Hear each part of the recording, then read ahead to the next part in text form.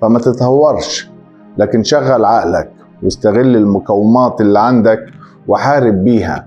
لكن اعمل حسابك انك مهما حاربت وانتصرت هتلاقي دايما في حاجة ناقصة، دايما في حاجة لسه ما اتشافتش، ودايما في درس بيتخبى وراك لحد ما تيجي اللحظة اللي يكشف لك عن نفسه ويفكرك انك مهما كبرت لسه بتتعلم. وكل مرة تقول خلاص انا فهمت اللعبة، اتعلمت الدرس، تلاقي نفسك راجع تاني كأنك اول مرة تقع. هو ايه السر؟ هو ليه كل ما نفتكر اننا كبرنا في العقل نكتشف اننا لسه في اول الطريق؟ الحياة مش كتاب في اخر صفحة، الحياة مش معادلة ولا حل وحيد، الحياة زي ما قلنا بحر، كل ما تفتكر انك وصلت للشط تكتشف انه جزيرة ومضطر تغوص تاني عشان تكمل.